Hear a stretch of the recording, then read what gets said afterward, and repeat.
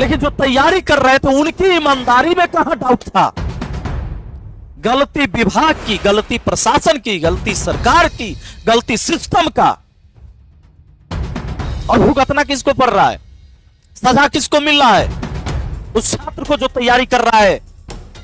परीक्षा परीक्षा परीक्षा परीक्षा परीक्षा। जय हिंद साथियों, आज इस मुद्दे पर बात करना बहुत जरूरी हो गया है। इस बार बीपीएससी शिक्षक भर्ती जो होने जा रही है उसके लिए बताया जा रहा है कि प्री के साथ अब मेंस भी होगा, तब बीपीएस शिक्षक भर्ती जो है कंप्लीट हो पाएगा। जो टीआरई 4 है, बच्चे धरना दे रहे हैं। और साथ ही आप जानेंगे ये खबर जो आई है, हमने भी न्यूज से ही देखा है, क्योंकि इसमें यह बताया गया है कि बीपीएससी आयोग के द्वारा सामान्य प्रशासन विभाग को यह जानकारी दी गई है कि भाई इस बार हम लोग जो है प्री के साथ मेंस भी करने वाले हैं। जरा सोचिएगा, एक देश में सबसे बड़ा जो एग्जाम होता है वो यूपीएससी का एग्जाम होता है।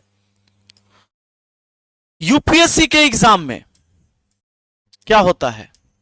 इसमें प्री होता है, मेंस होता है और इंटरव्यू होता है। यही होता है, सिर्फ एक इंटरव्यू एक्स्ट्रा। इसके बाद आप आ जाइए, अगर आपको शिक्षक बनना है, शिक्षक बनना है ना, शिक्षक सरकारी स्कूल में आप शिक्षक बनना चाहते हैं, इनके एग्जाम देख लिए। आपके एग्जाम ये भी पहले स्नातक पास होगा, ठीक है? स्नातक के बाद ही यूपीएससी का एग्जाम दे पाएगा, जिसमें प्री, मेंस और इंटरव्यू होगा। शिक्षक में स्नातक जब आप कर लेते हैं तब आप सबसे पहले बीएड करेंगे, लेकिन बीएड करने के लिए भी एक प्रतियोगी परीक्षा पास करना होता है, प्रवेश परीक्षा, जिसको आप बोलते हैं बीएड, बीएड प्रवेश परीक्षा। एक प्रतियोगी परीक्षा पास किया है स्टूडेंट, इसके बाद 2 वर्ष का बीएड कोर्स किया, 2 वर्ष का बीएड किया। इसमें यह बताया गया, इसमें सिखाया गया कि आपको टीचर बनना कैसे, आप बच्चों को पढ़ाएंगे कैसे, आपकी स्किल, मतलब स्किल पर काम किया गया। जब आप बीएड कर लेते हैं तब आपको सीटेट देना है, सीटेट देना है। अगर आप 9वीं से 10वीं 11 12th का शिक्षक बनना चाहते हैं तो इस सब के साथ आपको एस्टेट भी देना है। यानी यह भी एक प्रतियोगी परीक्षा है, यह भी प्रतियोगी परीक्षा है, और बीएड किए उसमें भी परीक्षा आपने दिया, तभी आपको सर्टिफिकेट मिला। ई परीक्षा, देखिए ये परीक्षा ही है, ये भी परीक्षा ही है, ये प्रतियोगी परीक्षा है, इसमें भी आपने परीक्षा दिया ही, तभी आपको सर्टिफिकेट मिला। और सरकार ने कहा कि भाई अब आप योग्य हैं शिक्षक बनने के लिए, अब सब गुण है आपके अंदर, अब एगो प्रतियोगी परीक्षा पास करिए, लेकिन उससे पहले सीटेट का पास करिए, एस्टेट पास करिए, अब इसके बाद जो है बीपीएससी शिक्षक भर्ती परीक्षा दीजिए। बीपीएससी शिक्षक भर्ती परीक्षा,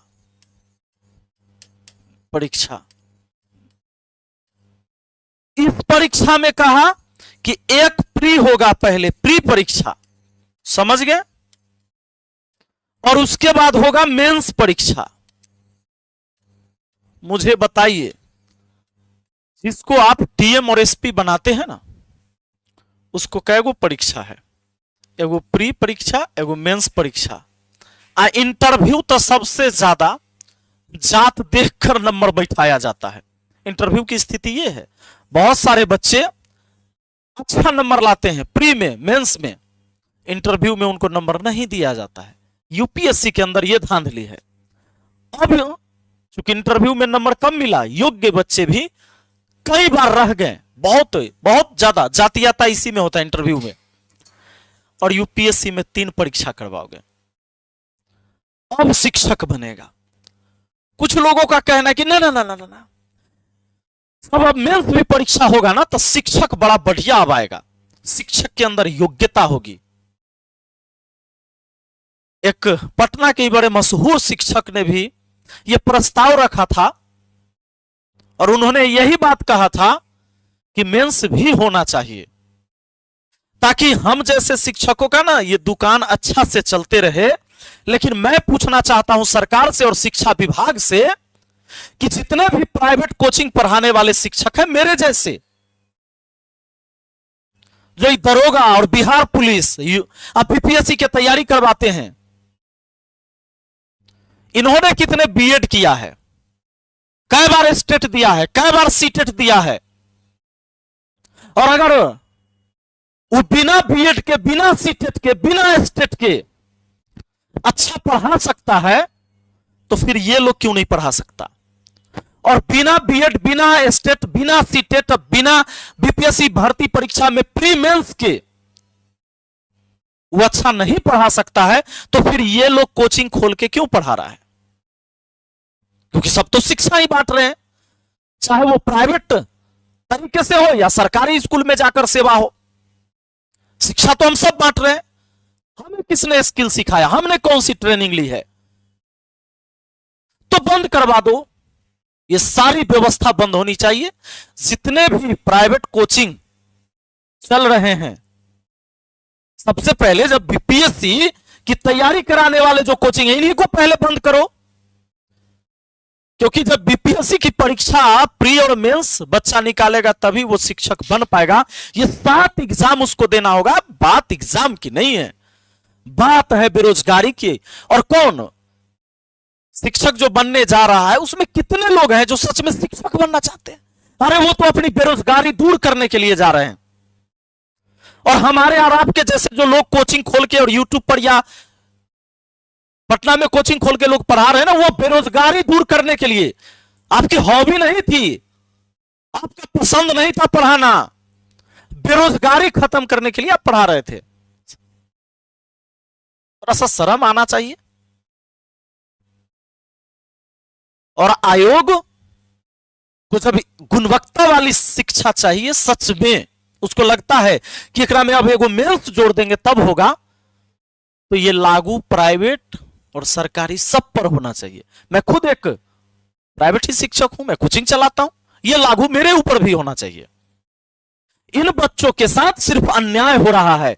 ये 7 परीक्षाएं होंगी, इनकी परीक्षा बार बार रद्द होगी, परीक्षा में धांधली होगा, कोई ना कोई परीक्षा में वो अटकेगा, बहाली नहीं होना है।